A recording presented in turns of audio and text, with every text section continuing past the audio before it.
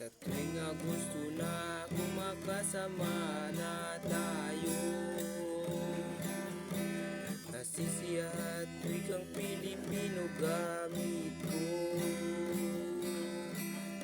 Pero nasasaktan ako't nalilito.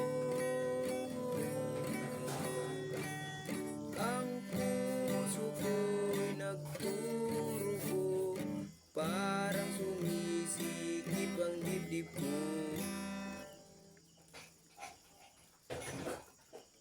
Sa tuwing naririnig banyagang wika gamit mo,